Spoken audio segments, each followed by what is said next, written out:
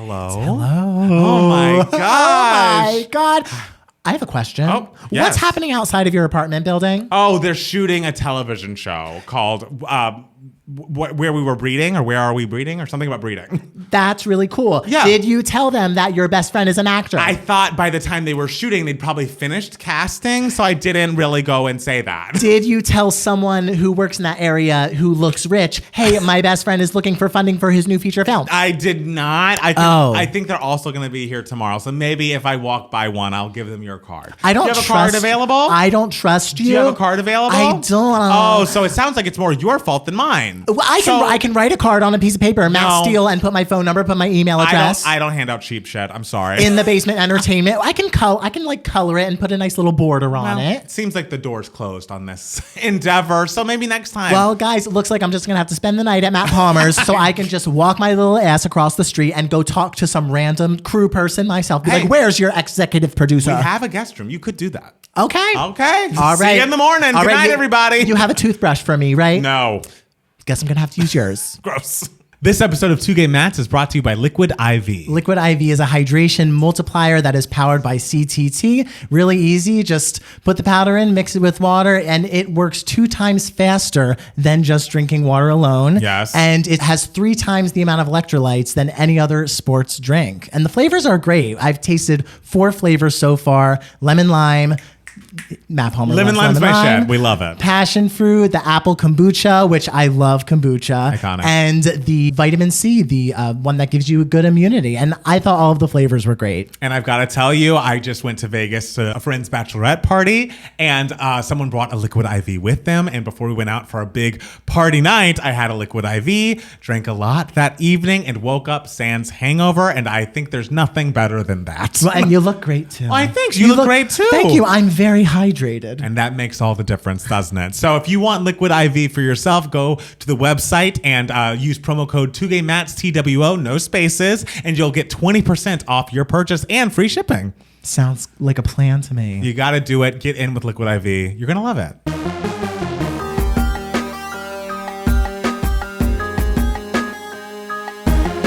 Hi, everybody. Welcome back to 2 Gay Mats. It's Matt Palmer. And it's Matt Steele. And we're back again, another week of the podcast. Matt Steele. Yes. How was your week? It was good. It was a little rough because, you know, it's LA, and suddenly LA just decided to become 75 degrees again in November. And you know me, I'm very sensitive to temperature changes. So my allergies have really just been destroying me. That's awful. It is a desert in my face right now. Like, it is so dry. Have you been taking allergy medication, like a Zyrtec or something, to keep you on track? No, because like I feel like a lot of allergy medications like dry you up, and I don't want that. I would like, a lot of people are like, oh, the worst is when you're congested. The worst is when you're congested. I would give anything to have a smidgen of mucus in my face right now. It is so dry. Interesting. I'm trying to think if I even know the feeling of like my face or nasal passages being like too dry, and I feel like no. Well, you do have a chronic sinusitis or whatever the hell you were diagnosed with earlier this year. I did, but hopefully it's been fixed and rectified, because I went in there and my nose was a whole mess. I bled on everything for several days, so hopefully that's no longer an issue for me. I wish there was just blood and guts in there. Ew. It's just nothing but air, and just it's not even skin. It's just sand. It feels like there's sand in my face. Anything else happened? Because I don't love talking about this. So yes, my roommate Travis had a little dinner party for me and 2 of our because I met Travis through work. We worked at the same restaurant, and Travis is lovely, by the way. he is lovely. He is lovely. And we often go out to dinner, me, Travis, and our 2 other coworkers, like for each other's birthdays. That's fine. And we're kind of behind 3 birthdays. Okay. And so the 2 other coworkers came over, and Travis just bought us a bunch of pizzas and was like, "This is me buying all of you dinners for all of your birthdays." Perfect. So we did that. It was very fun. And yeah, I just worked and just was destroyed by the weather. Okay. But I'm feeling fine. Like, I'm feeling energetic. It's Yeah. just kind of just like, you know. I hope you feel better soon. Thank That's my you. hope for you. I think I'm on the tail end of it. Okay, so great. tomorrow I'm going to be great. But guys, today I'm going to be miserable. Love that. Love that you're Yeah. here for when you're the most miserable, and you can spread that into the world. My pleasure. Matt Palmer, how was your week? My week was very good. On Friday, we went over to Jackson's sister's house, had dinner there, and then Saturday, I hung out with Janie in the morning, which was always lovely. And then Saturday night, our friends Joe and Tim came over and we played some video games, and that was really fun. And then today I have a friend in town, Ro, who actually, if you saw the Diana musical, he is Prince Charles in the Diana musical. You didn't tell me that star was here this week. That star is here with his girlfriend Melanie, and so we all went to brunch today, and I hadn't seen him since, I think, 2019 when we all got together, and like he had just begun dating Melanie at that point, and they've been together 3 years now. And so it's like, oh, well, it's lovely to meet you. He's doing very well. He's here because she is in To Kill a Mockingbird, which is on tour right now. Oh, awesome. And so he is here with her, and it was great to see them and lovely to see them. And I think he's actually going to come to the Friendsgiving on Friday. Oh my God, I can't wait to talk because to you've him. met, right? We've hung out like a couple times. Yeah. So that'll be fun. It was fun seeing a friend. And this is like someone that I went to preschool, elementary school, high school, and college with. We have been on the same road for a long time, but he's down now in New York and I'm out here. And now he's royalty. And now he's literally a king now, well, guys. wait, what about me? I'm a king. Oh, but like he's like officially a king. Like he is literally King Charles. Well, he's not literally King Charles. If we want to just like parse out what you've just said, but I hear you. Okay, if I saw him walking down the street, I would go, "Oh, King Charles." Okay. I think that's weird. I don't think you should do that. I can't wait to do it during Friendsgiving. Oh my God, I can't wait for that. So are you ready to dive into the Yeah, News we for have Idiots? a lot of news this week, so let's news. dive into News for Idiots. The Grammy nominations came out, you guys, and I was never worried about the nominations. Beyonce got the most nominations. I believe she was nominated in 9 categories. My favorite thing is that so many different songs from Renaissance were nominated. That is so cool. It's like, I believe Virgo's Groove, Plastic Off the Sofa, Cuff It's nominated for Best R&B Song, Break My Soul nominated for Record of the Year. I just love that it's, without even being an album with a rollout beyond like, this is the first single, Break My Soul, it still was, they were able to highlight these are the songs that we want nominated. And then the Grammy Academy or whatever was like, absolutely. Yeah, and it's so interesting that it was nominated, like so many of different songs were nominated in different categories, like different genres of categories. So it's like this album touches on so many genres, but yet is still somehow so cohesive. I know. Like this album is brilliant, people. Did you realize that she was the first Black woman to ever be nominated for Best Dance Electronic, that Grammy ever? I know now. And it's like, I feel like that category can't be that old, but even still, it's like, I love that she's breaking new ground with these nominations. I think did she officially become the most nominated artist in history? Yeah, she just beat Jay-Z. And if she wins, I think it's 4, then she'll be the most awarded Grammy artist in history. So I'm excited about it. Let's go over just the main categories. Not Best New Artist, because who cares really?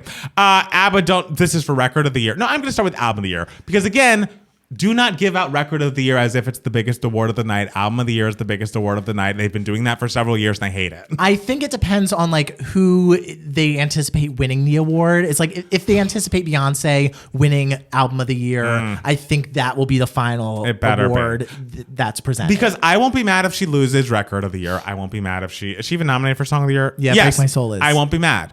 If she loses album, I'm going to flip a fucking shit. Yeah. Like, I just will, and we all know that. Okay. Yeah. The Album of the Year nominations, ABBA Voyage, Adele 30, Bad Bunny, Un Verano Sin Ti, Beyonce Renaissance, Brandy Carlo and the Silent Days, Coldplay Music of the Spheres, Harry Styles, Harry's House, Kendrick Lamar, Mr. Morale, and The Big Steppers, Lizzo Special, and Mary J. Blige, Good Morning Gorgeous Deluxe, which is very cool. But I also just selfishly was like, okay, if we're nominating big R&B acts whose heydays were the 90s, where was that Caution nomination? I mean, especially because there are now 5,000 nominees in each category. It's I know. Oh, you just nominated every album that came out this year, except for some reason Demi's, which is sacrilege. It's weird that Demi didn't get any nominations. I realized that we were, a minority of people that were really going up for that album, but it's excellent, and I wanted more for her. Yeah. As far as Record of the Year, ABBA Don't Shut Me Down, Adele Easy on Me, Break My Soul, Beyonce, Brandy Carlisle featuring Lucius, I'm not the name, You and Me on the Rock, Doja Cat Woman, Harry Styles As It Was, Kendrick Lamar The Heart Part 5, Lizzo About Damn Time, Mary J. Blige, Good Morning Gorgeous, Steve Lacy, Bad Habit. Which, by the way, did that not just come out? Yeah, how did that make the cut? Maybe it was out for a while before it peaked. It's got to be that. Yeah. So I'm excited about the nominees. I'm excited about all the nominations. And I believe Taylor's nominated for All Too Well 10-minute version in Song of the Year. Which she pointed out she had never won before. I think that's very exciting. All Too Well 10-minute version is still her best song. Period is, I mean, can we just go on and say it? So I love that it's getting the love it deserves. Do you want to hear my wild fantasy? What's your wild fantasy? Song of the Year goes to All Too Well, 10-minute version. Yes. Record of the Year goes to Easy on Me because they want to give Adele something. They want to give Adele something. And sure, it was a huge hit. Giant. Give it to Adele. Beyonce, of course, wins Album of the Year. And there is a picture of the three of them together holding their... imagine a picture of Adele, Beyonce, and Taylor Swift holding their Grammys together. They are the trifecta of record, song, album of the year.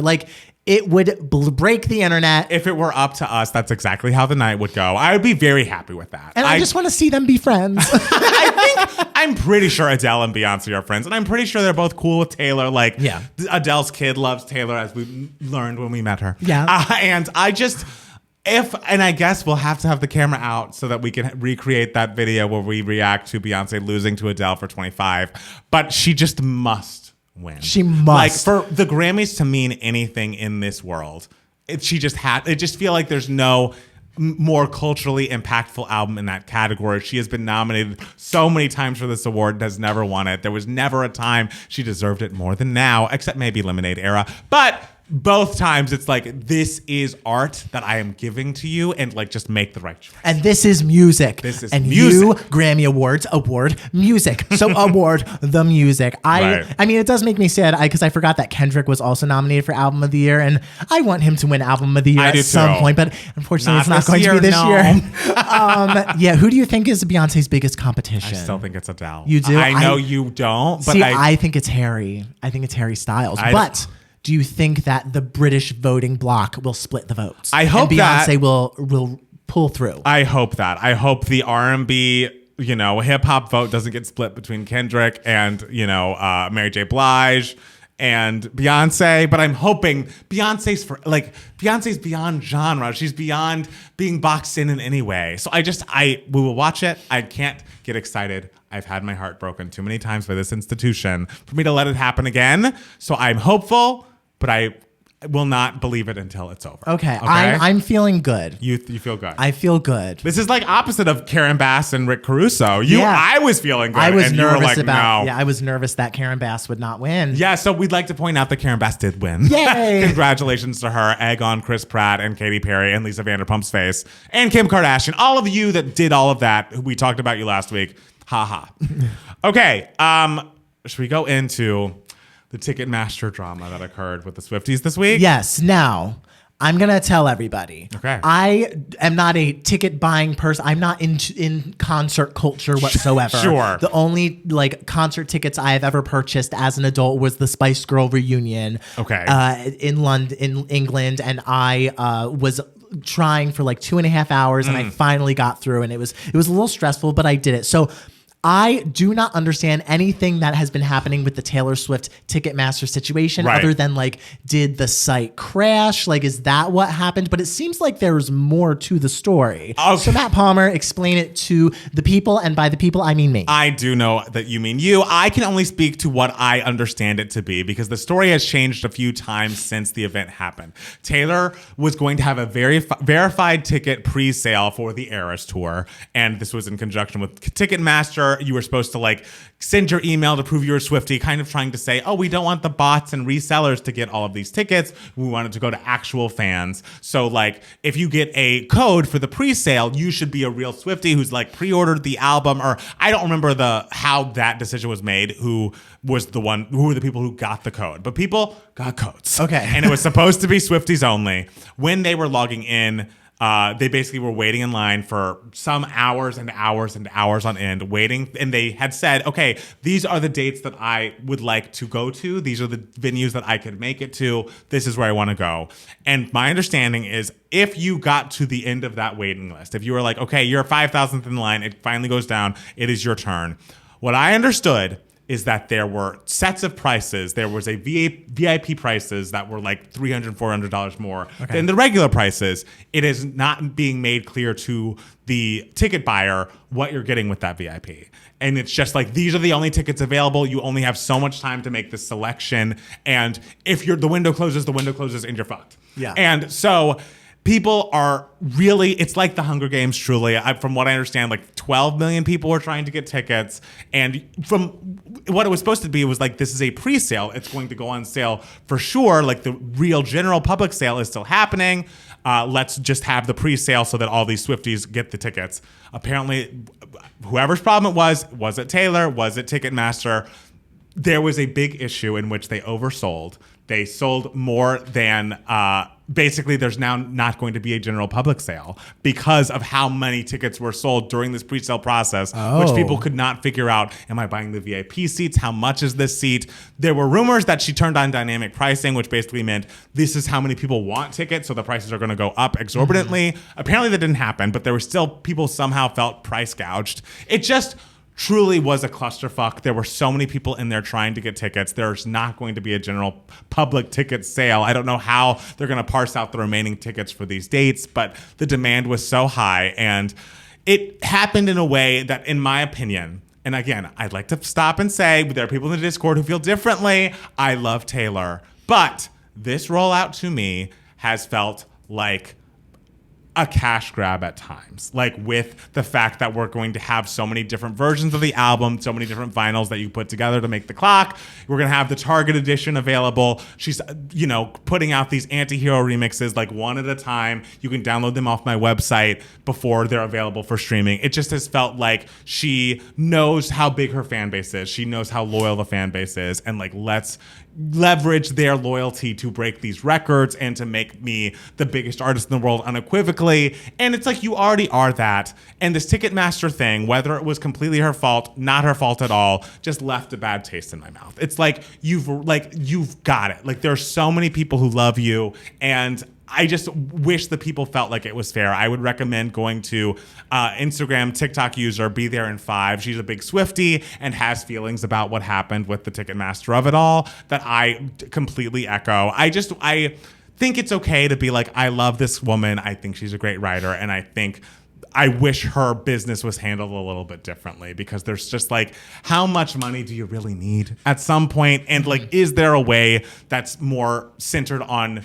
to like put these tickets out or put these albums out in a way that's more about the fans than it is about your own legacy? Because it's like, girl, you already have the legacy. Right. You are Taylor fucking Swift. Absolutely. Yeah. So Taylor releases a statement that basically says she usually does everything in-house. She hates using outside entities, but Ticketmaster has like deals with these venues, so she couldn't not go through Ticketmaster. Okay.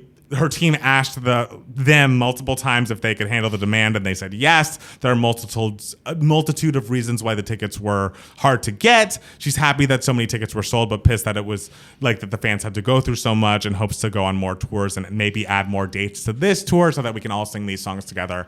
And I think that's a nice statement. And even though it was like 36 hours between the time that the Ticketmaster thing happened and her statement, it felt like a long time because she was also promoting her anti-hero remixes and like the merch and like what else is available. It was only 36 hours. It literally felt like a month. Didn't it? That everyone was screaming about these tickets. People were so upset and up in arms, and it just was very severely mishandled. And now the Justice Department, as a result of this, is going to be looking into Ticketmaster. There's an antitrust investigation against Live Nation. Live Nation and Ticketmaster merged, which basically created a monopoly. There's nowhere else that you can sell tickets to these big venues like this than Ticketmaster. So maybe this is all going to lead to Ticketmaster being fixed, and it will all be well and good. But I just, at some point with her, I want it to be more about the music than it is about the sales or like the awards. And you see it in the documentary when she doesn't get nominated for Reputation, how broken she is. Yeah. And it's just like, at some point with all of the different vinyls, I'm like, but wait, are you selling music or are you selling merch? Like, what are we doing? And I feel like I need a break from Taylor. How broken do you think she's going to be if she does not get that Oscar nomination for best live action short film? And maybe she'll be broken. I know that she's been giving screenings across the world about this. I think the best thing for her is to not get nominated because I feel the backlash incoming. I feel the wave coming. People are going to watch that music video and call it what it is, a music video. And I just don't want the tides to turn on her in a big way. And I feel like that's what would happen if she did get that nomination, and especially if she won. Because if the tides turn again, we're getting a Reputation Part 2. And no one wants that. A lot of people actually do. That's true. They're not sitting here. But they're not in this room with us. So do you have any other feelings about Taylor or this Ticketmaster thing? Guys, I realize that a lot of you really, really wanted to see this concert, and I hope that you find a way to be able to see it. Yes. Just take a deep breath. Yes. You can still love Taylor. You can still be a part of the era. Even Yes. if maybe, unfortunately, you don't get tickets to the show. There will be a recording of it, I'm sure. I'm sure. It's the Eras tour. Absolutely. Come on. Like, she is recording that. For sure she is. So it will be okay. Just trust that it will be okay. I don't understand much of what's happening, but I do understand that it will be okay. It's going to be okay. And I think that's a great message to leave with. Do you want to hear about more stands? Because the Chris Evans stands are up in arms. So apparently, I've not been following this closely, so I can only speak to what I know about it. Apparently, it came out that Chris Evans, who's 41, is dating this girl. I don't know if she's a model. She's 25, whatever. I'm sure she's pretty enough to be a model. I'm sure she's gorgeous. Yes. And his fans, I guess, when he was on his latest press tour and there were discussions about whether or not he was in relationship with anyone, he made it sound like he wasn't. And it comes to pass that he was, and they've been together for a year. There is a tweet from Team Evans 13 that says, "We are disappointed, period. We are hurt." And then a screenshot of a novel, guys. This is novel. Lord of the Rings Iconic. level. And I can't read all of it because there's only so much time on this podcast, but I will just give you a touch. There's only so much time in the day. Honestly, Jesus, look how long this Chris is. Evans, as a 30-year-old, I've basically grown up on your work. From the hot jock to the Captain America to Lloyd Hansen, it's been a pleasure seeing your career grow and transform. But beyond this, what makes you stand out from the crowd? You've been the most real and genuine person I've watched in Hollywood. Your humility, blah, blah, blah. Compliments. That's why your fandom loves you and why we are so loyal. Up until now. Iconic. This past week, it's like we won the lottery when you finally got the title of Sexiest Man Alive. Finally, as long as I waited for it, I actually felt glad that you only received it now because I believe you are at your best right now. And finally, you are being recognized. I was so saddened when this pride lasted all of 2 days. Oh, geez. And it's also like, he didn't win an Oscar, guys. You shouldn't have been counting your days. Like, this is something his publicist got for him, and he was like, woo! And he was like, great, I'll do a photo shoot, whatever. I have to start by clearing this up. I have to start by clearing this up. Your fandom is not upset because you're in a relationship. Rather, it was the reveal of your relationship that made us feel betrayed by you. We feel betrayed by the Chris you led us to believe is you. As a human being, I fully believe that you deserve your privacy and you will obviously only share what you feel comfortable with. During TGM press tour, I don't even know what that is. Two Gay Mats? The Two Gay Mats. Thank you for doing press for us. You were asked a question that had nothing to do with your romantic life. You, however, chose to answer with regards to your romantic life. You volunteered this information. Yes, you didn't explicitly say you were single, but you sure did imply it. During your People interview, you once again implied you were single. The publication even reported that you were. Realistically speaking, this should have no bearing on our lives as fans. That should be the end of it. That's the end of the statement. Period. But it goes on. However, as your loyal fandom, when you speak, we listen. We believe in it. We believe in you. This sense of betrayal is not because you're in a relationship. It is the rude awakening that our belief in you is based on nothing but lies that you've been selling us. If you could volunteer up lies about something so trivial, what about you is actually real? It's kind of like a kid finding out Santa isn't real. This may come across as completely dramatic, but to most, but I hope you realize how influential you have been in our lives. Your relationship is really not our business, but I personally know nothing of Alba, and will never know the dynamics of your relationship. A side note, an average 41-year-old man looking to settle down, start a family, and live a quiet life at home will probably not do so with a 25-year-old woman at the start of her career. Oh, we're going after the girl now. Who else would we go after? It's just an indication of how you've unfortunately contradicted yourself. I could go on, but I'm going to leave it there. Being the bigger person. Okay. Oh, so brave. She goes on and finishes. I assume it could be he, they, whomever finishes this. Team Chris Evans. I have loved Mariah my whole life. I loved, like literally, I became a stan. I found out what being a stan was through living as a lamb for all of my life. When Mariah Carey married Nick Cannon in 2008, that upset me because it interrupted the promotional tour. I'm like, we need to be on the road promoting Equals MC Squared. We need videos. We need singles. We need Migrate to be a single. She didn't show up to The View because she was off getting married. So I was upset. I didn't write an open letter, but I was upset. Yes. But I don't care that they're together. Like, best of luck to them. It didn't work out. He had 1 million kids. Whatever. This is... Yeah. Like, the parasocial relationship people have with these celebrities is beyond. Yeah. Well, I mean, the difference is, like, you loved Mariah for the art. You didn't love Mariah because you got your juices flowing. That's true. And, hell hath no fury like a woman with her juices flowing. And I guess if I were to mix that up, like, if I was a huge stan of a man that I found attractive, but I can't imagine standing a man. That would be so... That'd be so...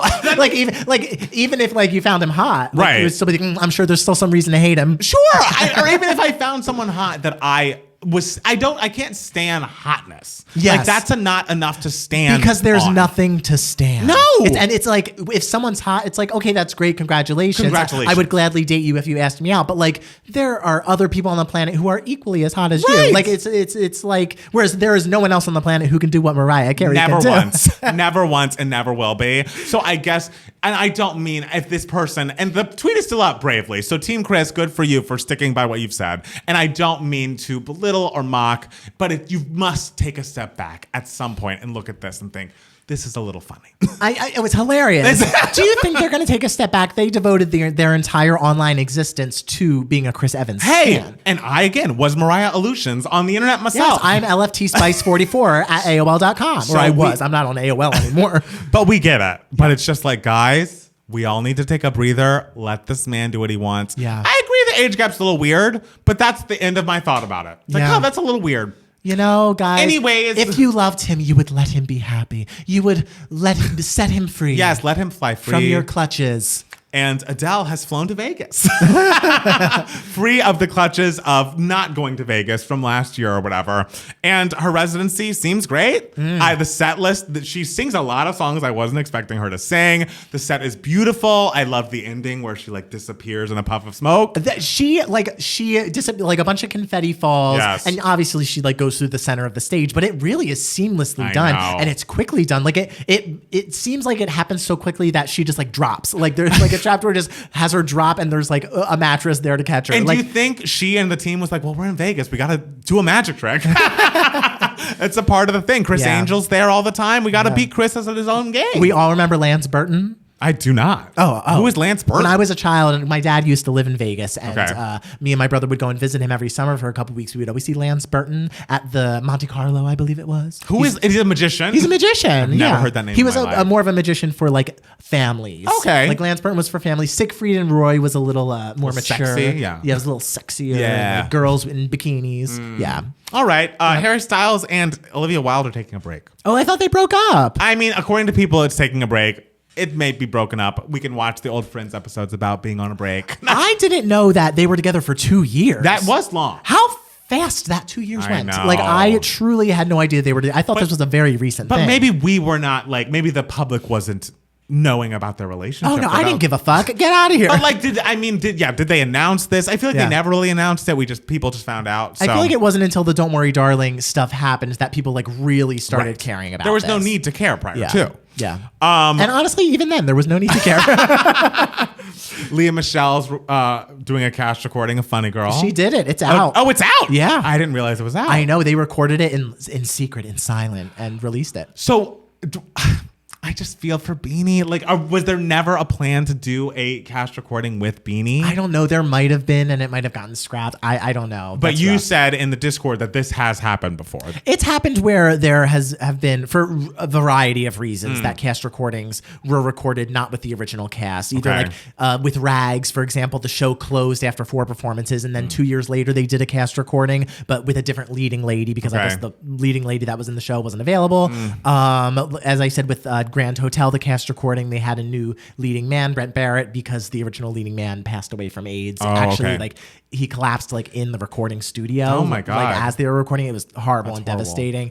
So yeah, there are a lot of different reasons why this happens.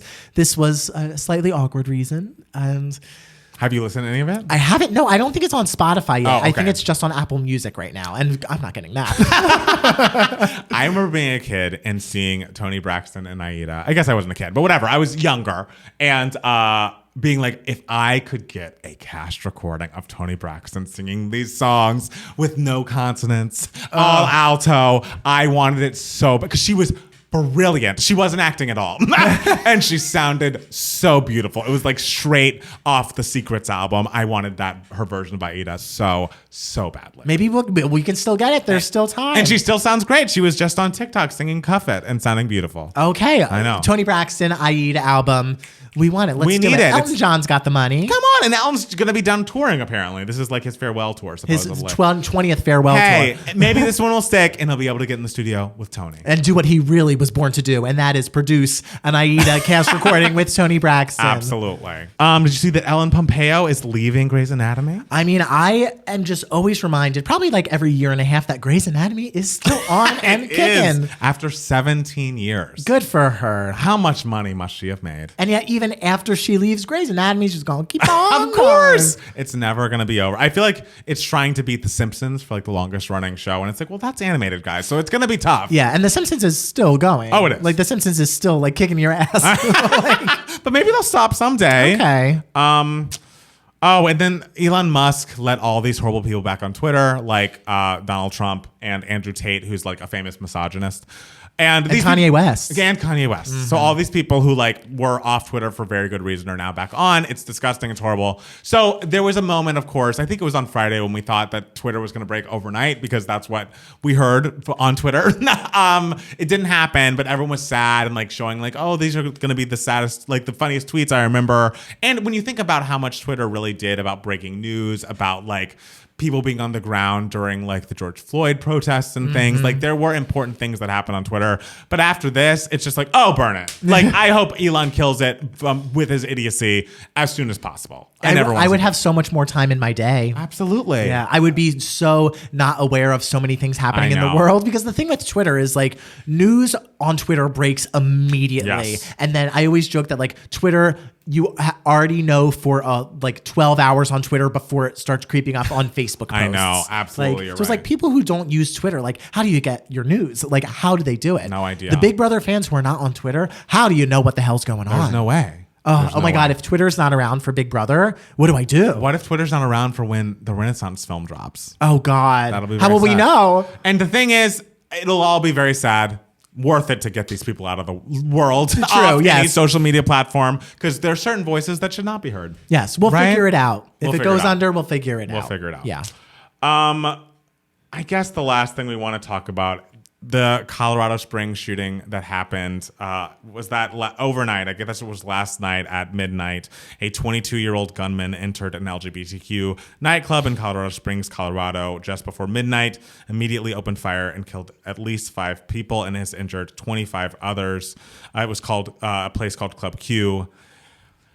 I watched a video of someone who was there. Why? Talking. I know. I was watching it when you came in. It's just so horrible. It's very reminiscent of the Pulse nightclub shooting, and it was today, I believe, is Trans Day of Remembrance. Like it's just these people are so sick, and the fact that queer people can't even go into their own spaces and feel safe at this point, because so many people, like Republicans who will fight tooth and nail to keep guns and AR-15s in people's fucking hands, like we can't enjoy our lives. It's like the argument that I saw, I think it was on Twitter, I think it was a tweet that I saw, was just like, the argument that hateful people have against queer people is like, do it behind closed doors, do it where you can't be seen in public, which is awful and horrible. But it's like, they were doing that. People who go to these safe spaces, go to these queer nightclubs, are doing that. And even there, they can't feel safe. They can't feel free.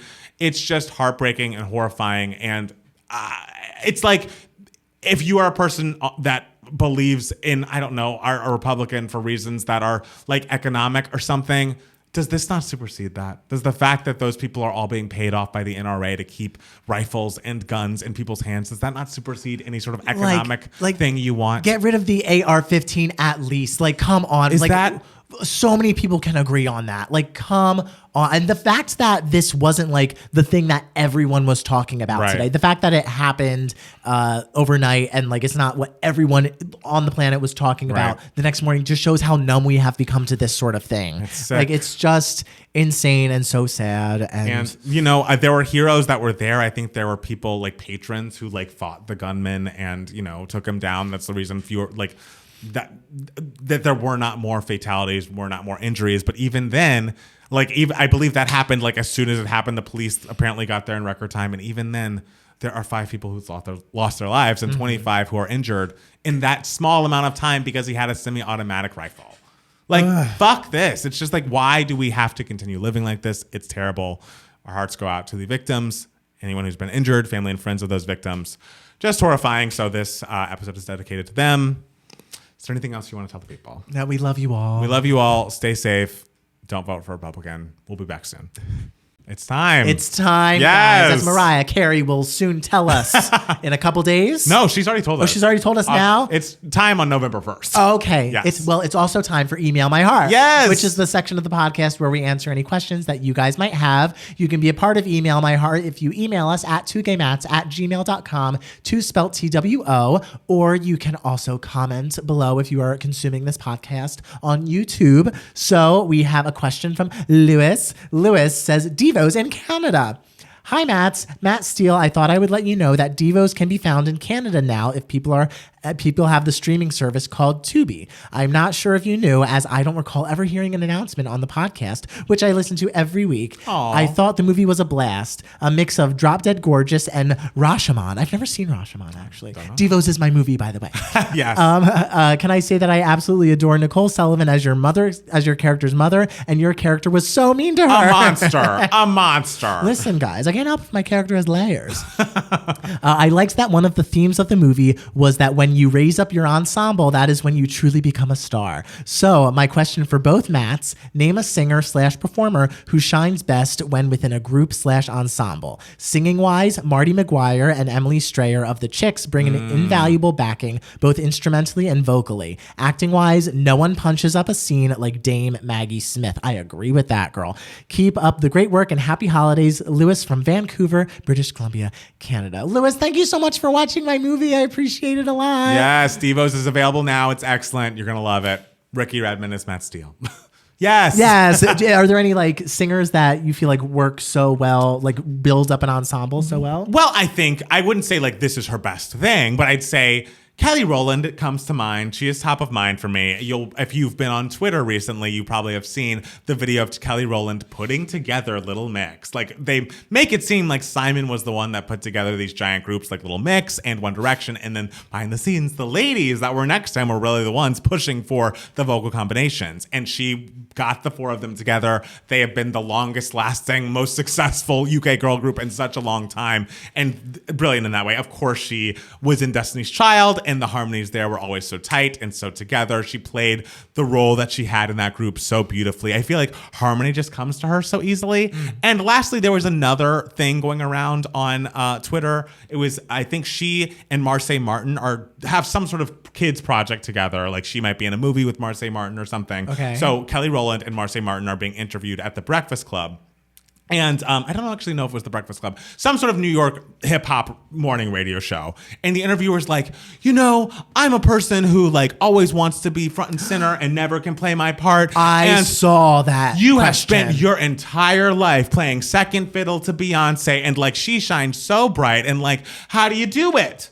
If I was Kelly Rowland, I would have stood the fuck and walked out. She is so strong. She is so much stronger than me. Noble for actually answering that question. And she answered it in a way that was lovely and shady and like didn't fucking, because it's like, she has been like the last Destiny's Child album came out in 2006? Like not even, maybe 2005. It just is like, move the fuck on. And like, she has her own life. She has her own discography. She has done very well for herself. She has giant hits. She's very talented. Very talented, very successful. And she's basically like, well, Beyonce is a light, but so am I. Yeah. Like, light attracts light. It only is when other people like yourself, was the undertone, try to compare us and make us compete is when it becomes a problem. It's never a problem for me to lift her up. She's opened doors for many. I have opened doors for many. And that is how you do it. And it's like the fact that she sat there and listened to this fucking moron say that such a rude thing to her. It's like, just because she is in Beyonce's orbit doesn't mean that we need to stop,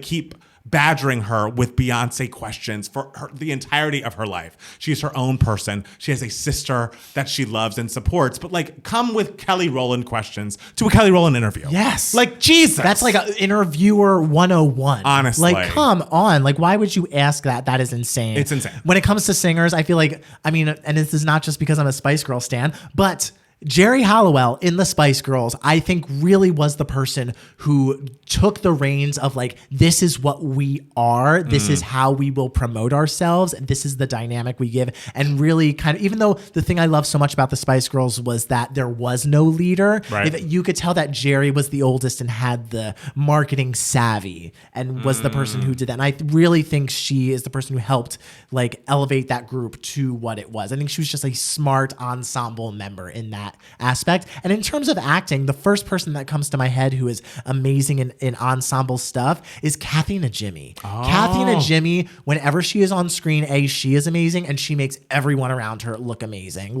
I'm thinking of her Hocus Pocus, Sister Act, her work in Rat Race. Even in Rat Race, she's not this crazy, kooky, huge character. Right. She's a little bit more grounded and level-headed, that she's acting opposite John Lovitz, but she elevates those scenes so much. She really knows how to work as an ensemble member. I love Kathy Najimy. I need her in so many more movies now. Let's go. So next question is a question that Durga sent to us a couple weeks ago. Yes. But Matt Palmer had not yet had an answer for it. So Durga emailed us again and said, Love is Blind season 3, baby. Answer this email on the pod, not the previous one. LOL. Okay. Hey, I'm going to jump straight into my question. Love is Blind. I hope you're all caught up because I'm dying to hear what you think. My assorted thoughts. 1, if you say anything against Alexa and Brennan, I may have to quit the podcast fandom. Haha, but seriously, the other day I woke up from a trance and realized that I was following not just Alexa and Brennan on Instagram, but every single other member of Alexa's very attractive family, LOL, since unfollowed for my dignity. Good for I'll you. follow him. Go for it, Durga. 2, Raven completely grew on me and is now one of my absolute favorites. 3, now don't hate me for this, but I don't think the Cuties scene was as bad as they were making it out to be. I'm sure he might have said other food-related things to her off camera, but I really thought she read too much into that specific situation. What do you think? Matt Palmer, what they were talking about Clementines or something? I apologize. Maybe this will be my giving me moments as well. It will just be Love is Blind because I have a lot to say. Okay. I finally finished season 3. If you have not finished season 3, turn this off, skip ahead. There will be spoilers. Okay. So Alexa and Brennan, let me start with them. Okay. They are a lovely couple. He loves her so much. And so it's the only couple that feels okay, you guys have the possibility to last beyond just the year that you'll be together before you shoot the catch up, Where Are They Now special that they do for that show. But I think they could go the long haul. They could be Lauren Cameron. She is very much I don't know. She kind of is very Kardashian-like. You can tell that she has had some stuff done. No judgment. She grew up with a silver spoon in her mouth. And he just adores her and loves everything about her, is so respectful of her, cares about her feelings. And it feels almost he's pouring out so much of his love to her. And she's very much yeah, I love you too. She's, and not because she's mean or cruel, but just she's not as comfortable expressing those emotions in that way. And there's cameras around. She's probably this is awkward. Okay. And it seems with her family, when they have the meeting, it's a little awkward, but she, I don't know. It just seems the way that she and her family interact and the way that they express their love is being kind of mean and cutting to each other, kind of sarcastically is the way that they express their love. And he's very much I love you so much. I see my future with you. I can't wait to have kids with you. And she's yeah, it's going to be crazy. I'm Queen, I like her. I mean, she's not lying. It probably, when you have kids, it's going to be crazy. I'm excited about them. The other couple that stayed together are Matt and Colleen, and Matt is a broken man. Okay. Matt got out of a relationship or like maybe got divorced because his wife was cheating on him and got pregnant. Okay. Which is a traumatic event. With the other guy. With the other guy. Matt. So sure, you feel bad for him. Sure. Colleen didn't do this. Okay. Reminder, he meets Colleen through the wall. Colleen is a dancer girl who like I think is cute and nice and bubbly, but unfortunately leads with, I'm a dancer and like I don't want to get deep. And it's like, girl, we're getting married. You can't just be like, I don't like getting deep. So she would kind of do that. There were two other guys that like said no to her, but Matt was her third pick, essentially. They end up getting together. And basically anytime they have any little issue, Matt's like, fuck you, I'm not getting played again like I did in my last relationship. I'm packing up and leaving. Okay. And this happens multiple times. The first of which, she kind of flirts with this guy, Cole, who is very cute, out and like they had a connection in the pods or whatever. So when they meet in person, they're physically attracted to each other, whatever. They kind of flirt, but not in a way that's like, basically she's like, if we had met in real life, I would have gone up to you too. Okay. This conversation in the pool lasts the entire season. Matt never gets over the fact that she said, if I met you in real life, because she's like, he took it as, oh, so after this, after the cameras are down and we're out in real life, yeah, maybe we'll have sex. And it's like, that's not what she said. Yeah. Matt is awful and horrible. I was surprised that they both said yes at the altar. I'm surprised they're still together. She seemed frightened at the reunion. Like, I don't know what their relationship is, but she's like, no, I'm so happy. I'm just so happy. And it's like, are you? Oh, God. It's awful. Hated it. And okay, the couple that is being most talked about is Zenab and Cole. Zenab is a lady who I believe is half white and half Indian. That could be incorrect. I apologize. Cole is this like, he's basically like a puppy golden retriever who was never taught to shut the fuck up sometimes. Or he thinks that being brutally honest and saying everything that comes to mind is like a pro in relationships. Okay. And that is not the case. Okay. Zenab is not perfect. I agree. I'm not going to just say since she's the lady, she's perfect. She is an insecure person. She's coming to the table with her insecurities. After this pool moment, which again, we're talking about the whole season, she at some point at the pool, when cameras are down, asks Cole to rate her physically. Oh. Which like, you're engaged. Do not do that. Don't ask for that. And also, Cole, don't fucking answer. No, 10, 10, 10. 10 out of 10. Oh, you look at 9 out of 10. Woo! Like a 9 out of 10. And then she goes, well, are there any girls here that would be a 10 out of 10? Oh, no, Cole. He's like, well, I mean, Colleen's a gorgeous girl. Like if it was in real life, she's like this very tiny, petite white girl. And also, I feel like race has never been brought up, but it's like he kept saying like Colleen's more my type physically, you're more my type emotionally. Like, yes, like in the real world physically I'd go after her. And like she's taking it only, or the way it's edited to us is she's taking that to mean you want someone smaller, you want someone thinner. To me, it felt like she wants someone white. Like that's what it sounded like from my perspective. And basically the whole show, he's kind of cutting her down throughout. Like there's during the last night before their wedding, he's basically like, are you like, they get into a fight that's essentially like they're trying to make dinner, and sure, she's a little pushy. She's like, this is how you make chicken. You didn't put enough seasoning on it. It's too white. Like you need to get this kind of wine glass or it'll get too hot. Like she's a little pushy with like her opinion, sure. But he's like pulling out Nerf guns and like shooting them into the chicken. And she's like, this isn't cute. Like, we're making food. Like, we need to eat this. Do not shoot Nerf guns around here. Gross, germy Nerf guns. Which makes sense. And so, essentially, they get into this fight, and he's like, I just want someone sweet. I feel like you're not sweet. You're just not sweet to me. And are you bipolar? Oh. Don't diagnose a woman. Do not diagnose any fucking body. Or anybody. Fucking doctor. Whenever people are like, I think maybe you're this. I'm like, no. Let me stop you right the fuck there. Yeah. You are not a doctor. Yeah. I'm not being diagnosed by you. I that's like, sorry to interrupt, but like that is my number one pet peeve is when awful. someone tries to tell me what I'm feeling. I hate it. I hate he it. is very much that. And okay, sure, Zenab internalizes this. She doesn't say anything. They get up to the altar and she's like, I do not. Ooh. You have broken my spirit. Oh. You have killed my self-confidence. You have made me feel like so much less of myself than I've ever felt in my entire life. She does say, I don't think you're a bad guy. And like, but like, I want you to learn from this relationship and you can't treat another woman like this. So she's being pretty harsh. And it does sound a little like she had practiced it in the mirror, and like kind of was leading him to believe that she was going to say yes. And she didn't, which I think It's the show. That's the fucking show. Oh, let's give the audience a show, baby. You have to get to the altar and then say your real feelings.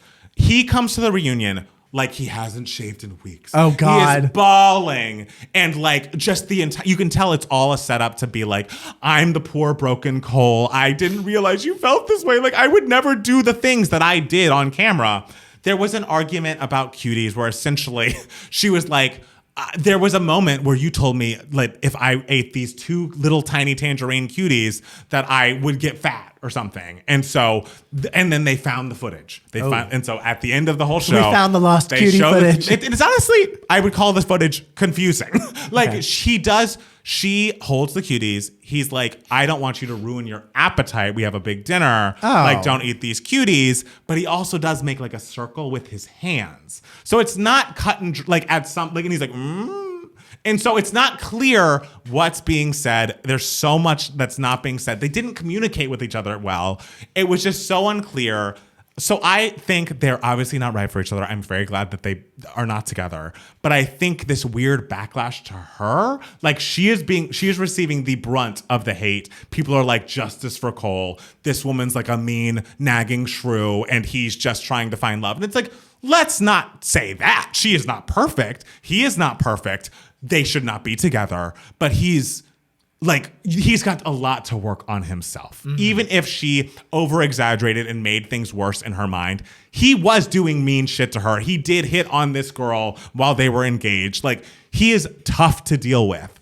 And that shouldn't be forgotten. We shouldn't just rally behind this man because he's crying. And because he came to the reunion disheveled and like broken. Like, fuck that shit. Like, I hope he gets better and finds someone, and I hope he's learned a lot from this and becomes a better person. And as I hope for her, like, she is not in the wrong to the degree that the public wants us to believe. That's how I feel. All right. Well, Durga. You waited weeks for this answer. Yes. And baby, an answer you got.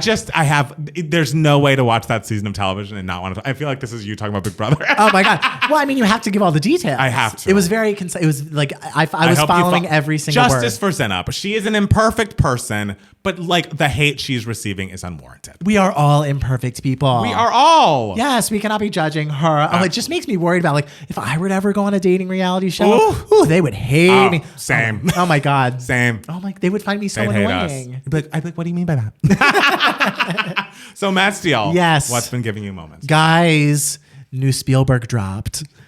And I was there to scoop it up. All right. I saw this week The Fabelmans, which is Steven Spielberg's like, it's like semi-autobiographical, but like it felt completely autobiographical. Like it basically felt like just the names were changed. Yes. And I'm sure like some situations were maybe heightened or like certain embellishments were added, but like it was so detailed and thorough that it's kind of just like, oh, all of this happened. It's basically the story of him or this boy named Sammy who comes from this Jewish family, was born in New Jersey. Then at some point they moved to Arizona. And then at another point they moved to Northern California. And it's all about this boy's journey with his family and discovering his love of film through the trials and tribulations that the family go through. And so it's beautiful. Wow. It is gorgeous. And Michelle Williams plays Steven Spielberg's mother. Yes. And Paul Dano plays Steven Spielberg's father. And I forget the actor's name that played teenage Steven Spielberg, but I thought he was fantastic as well. Michelle Williams, it was a huge deal. It was like, everyone thought she was going to be campaigned for supporting actress. And if she was campaigned for supporting actress, she would absolutely 1000% win. But then it was announced that she was actually going to campaign for leading actress. And she could pull it off. Like, even though her character's screen time is not as long as the other nominees, I'm sure are in their movies, the character's presence is so throughout the entire movie that it feels, I wouldn't say it feels like the leading character, but it doesn't feel like huge category fraud. Okay. She is fantastic. Everyone in it is fantastic. The story, it was 2.5 hours. And when I tell you, it did not feel 2.5 hours and at all. You don't feel like it was indulgent. I feel like that's what the criticism of this film was going to be before it even came out. Give me indulgent. Like, come on. Like, it's Steven Spielberg. If there's someone I want to indulge, it's Steven fucking Spielberg. Right. And also, I don't think it felt indulgent. Right. There was, of course, like a nostalgic stylizedness to the whole thing and everything that he's actually like always been very good at when it comes to like stories about childhood and stuff like that. So there is a stylization of the nostalgia factor, but it works so well. It feels so cohesive. The journey that this boy goes through as an artist, you would think like, oh, who the fuck cares about like this boy who loves to make films and everything? But I was so invested. There's one section where the boy finds out something about his mother through the filmmaking process. And just the way that whole sequence was done was fantastic. I loved the ending. The final shot is just so clever and just feels so warm. It was the family, even though the family was going through such hard times, like you could still feel their love for each other, and you still felt so happy when you were watching them, even though there were sad moments, like, because you were just like, oh, like this feels like a real family, even though there is a little bit of stylization going on here. I just found it so entertaining, so engrossing, and there was so much heart put into the entire thing. Judd Hirsch has like a 2-scene cameo, and he is fucking fantastic. It's so good. I recommend everybody who loves to create stuff to go see it, because it really shows how like where you come from and the people who you grow up with influence how you develop as an artist. All right. I really thought it was great. And I would say it's like in the top 2 front runners to win Best Picture. It's what like, do you think is the other one? It's that or Everything Everywhere All at Once, which everyone insists has no chance of winning Best Picture. I really think it does. I really think there are so many things working in Everything Everywhere All at Once's favor.